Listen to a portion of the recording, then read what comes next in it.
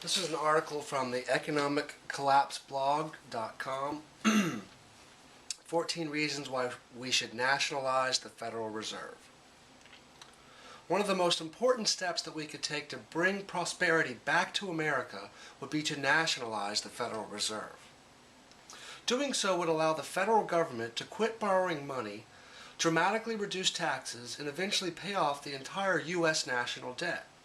Instead of inheriting the largest debt in the history of the world, future generations would actually have a chance at economic prosperity because they would not be forced to pay off the horrific debt of previous generations.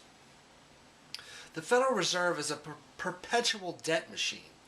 It has almost completely destroyed the value of the U.S. dollar, and it has an absolutely nightmarish track record of incompetence.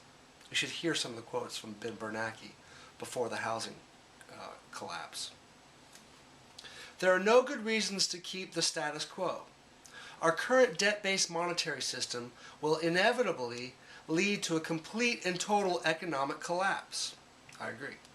We desperately need to make a change while we still can. As you will see below, there are a ton of good reasons why we should nationalize the Federal Reserve, which is a private entity owned by the richest families in the world. Right now, most Americans believe that the Federal Reserve is actually an agency of the federal government. But that is simply not the case. The truth is that the Federal Reserve is about as Federal Express is. The Federal Reserve openly admits as much. For example, in defending itself against a Bloomberg request for information under the Freedom of Information Act, the Federal Reserve stated in court that it was not an agency of the U.S. government and therefore not subject to the Freedom of Information Act. That's interesting. So who owns the Federal Reserve? As the Federal Reserve's own website describes, it is the member banks that own it. The 12 regional Federal Reserve banks, which were established by Congress as the operating arms of the nation's central banking system, are organized much like private corporations, possibly leading to some confusion about ownership. For example, the reserve banks issue shares of stock to member banks. However, owning reserve bank stock is quite different from owning stock in a private company. The reserve banks are not operated for profit, and ownership of a certain amount of stock is, by law, a condition of membership in the system. The stock may not be sold, traded, or pledged as security for a loan. Dividends are, by law, 6% per year. 6% of all the money that the Federal Reserve handles? It's a lot of money going to whoever owns it. The debt-based monetary system established by the Federal Reserve has greatly enriched the big banks and the people that own them. The big bankers. The 1%. This has been at the expense of the American people, the middle class.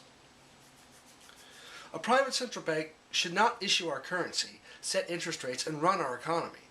Rather, we need to return control over the currency to the American people where it belongs. Okay, this is Ron Paul's entire platform and why it's essential that we vote for this guy. He's the only one who understands. The following are 14 reasons why we should nationalize the Federal Reserve. Number 1. The U.S. Constitution says that the federal government is the one that should be issuing our money. It does say that. In particular, according to Article 1, Section 8 of the U.S. Constitution, it is the U.S. Congress that has been given the responsibility to coin money, regulate the value thereof and of foreign coin, and fix the standard of weights and measures. Congress, not the Federal Reserve. Number 2, our current debt-based monetary system is a perpetual debt machine. It is absolutely imperative that we nationalize the Federal Reserve and begin to issue debt-free money. It's not that hard. It could be done. In a previous article about money and debt, I explained how more government debt is created whenever the U.S. government puts more money into circulation. When the government wants more money, the U.S. government swaps U.S. T-bonds for Federal Reserve notes, dollars, thus creating more government debt. Usually the money isn't even printed up. Most of the time it is just electronically credited to the government. The Federal Reserve creates these Federal Reserve notes out of thin air. These Federal Reserve notes are backed by nothing and have no intrinsic value of their own. I mean, think about that. It's the biggest scam ever known to mankind. I mean, it really is. This process creates a huge problem. When each new dollar is created, the interest owed by the federal government on that new dollar is not also created at the same time. Therefore, more debt is actually created than the amount of money that the federal government receives from the Federal Reserve. Oh, and we pay them for the dollars, like a couple pennies or something for each dollar.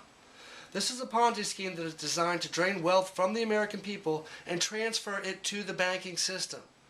That's it in a nutshell. That's it. This is a Ponzi scheme that is designed to drain wealth from the American people. This is what the occupation movement is about. This is what the 99% need to be upset about. This is how the 1% are just taking our money. Look at the numbers. Look at the divide over the past 10 years. It's amazing how much of our money has gone to the wealthy and how much we're getting in our raises every year. This is why I call the Federal Reserve System a perpetual debt machine. Today, the U.S. national debt is more than 5,000 times larger than it was 100 years ago. Back in 1910, prior to the passage of the Federal Reserve Act, the national debt was only about $2.6 billion. By going to a system of debt-free money, the U.S. government would never have to borrow a single dollar ever again. 3. Our current debt-based monetary system requires very high personal income taxes to pay for it. It is no accident that the personal income tax was introduced at about the same time that the Federal Reserve System came into existence, 1913. If we nationalized the Federal Reserve and capped federal government spending at a reasonable percentage of gross domestic product, GDP, it would be entirely possible to massively cut taxes and still keep our promises regarding Social Security and other important social programs at the same time. I believe that eventually the entire personal income tax system could be completely wiped out and the IRS could be totally shut down. This would save our economy billions upon billions of dollars in income tax compliance cost. Again, this is what Ron Paul talks about when he says, oh, what should the interest rate be? 0. It should be. We should make our money from tariffs. However, as an initial first step, I believe that we should eliminate all payroll taxes, all self-employment taxes, and all taxes on the first $100,000 earned by every American. Wow, that sounds good to me. This will provide much-needed relief to the millions of poor and middle-income families that have been hurt so badly by this economic downturn. Also, I believe... Where'd it go?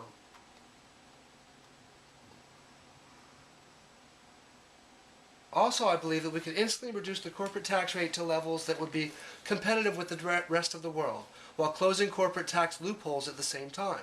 This would remove the temptation for companies to leave the United States in order to escape our brutally high corporate tax rates. Yes, the proposals above would definitely cut taxes, so where would we make up the difference? Well, the U.S. Constitution provides one clue.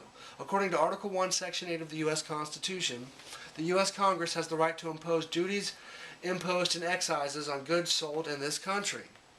For way too long, big corporations have been taking advantage of sweatshops in the third world. For way too long, other nations have used predatory trade practices to take unfair advantages of us. For way too long, we have allowed nations with horrific human rights records to ship their goods into our country for free. Well, we need to bring that to an end. By raising tariffs, we would raise money for the federal government, and we could potentially start to reverse the flow of jobs and businesses that have been leaving this country. This is very well written. I didn't write this, by the way. Access to the U.S. market is a privilege, not a right. He's right. High tariffs would be imposed on goods from any country that allows slave labor wages to be paid. China. Very high tariffs would be imposed on goods from any country that is using predatory trade practices against us. Extremely high tariffs would be imposed on any nation that does not respect basic human rights.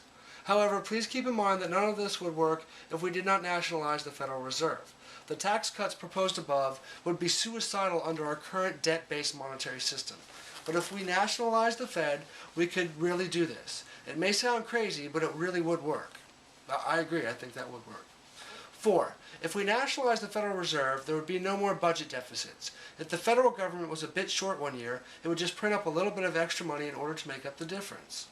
It would also be very important to cap federal government spending as a percentage of GDP so that we don't have crazy Congress critters creating a lot of inflation by spending us into oblivion. Another good point. Just because we would be adopting a debt-free monetary system, in other words, not paying money to the Federal Reserve every time they give us money, but instead just making it ourselves and not paying interest on it. Just because we'd be adopting a debt-free monetary system does not mean that we could just throw spending discipline out the window. Rather, it would actually become more important than ever. 5. If we nationalize the Federal Reserve, we would instantly reduce the national debt by $1.6 trillion.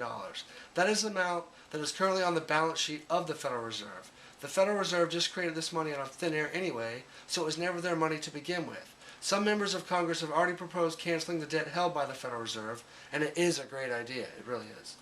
Number 6. If we nationalize the Federal Reserve, we could eventually get rid of the entire national debt. Under our current system, the U.S. national debt will never ever be paid off. We are $15 trillion in debt, and at this point we add more than $1 trillion to that number every year. I mean, think about that, every year. As I've written about previously, if the federal government began right at this moment to repay the U.S. national debt at a rate of $1 per second, it would take over 440,000 years to pay off the national debt.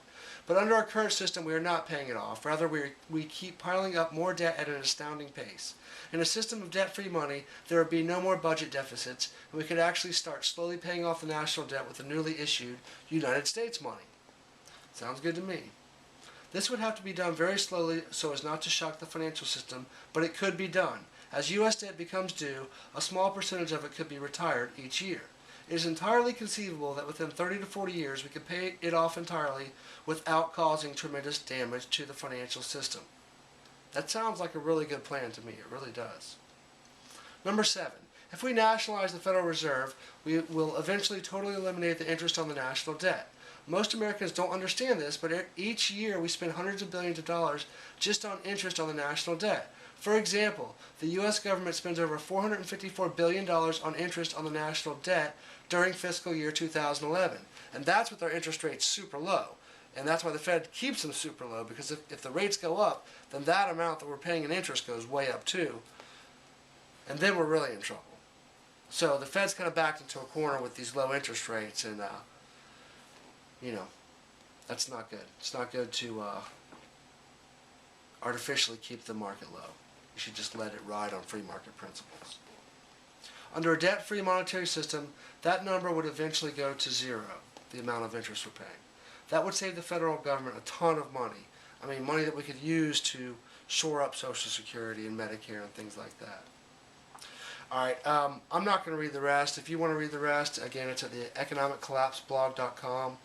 Archives, 14 reasons why we should nationalize the Federal Reserve. Thanks for listening. I just wanted to share that with you. I thought it was a really well-written article. I wish I could see who the writer was, but I don't see him on here. I would definitely give him credit. But I hope he doesn't mind. I just know that people don't like to read. It's a really long article, but I thought maybe, if I read it to you, maybe you'd listen, maybe you'd understand, because I think these are really important points this guy's making, and I think that what he's saying could really put America on the right track going into the future. So, as I like to say, if you aren't angry, then you aren't informed, and my intention is to make you informed, so that you become angry. Angry enough to do something about it. I've became angry enough to do something about it, and this is what I'm doing. So I also write lyrics and connect with musicians on YouTube. So check out the rest of my channel if you have time. And I've created some really great music. All right. Thanks for listening.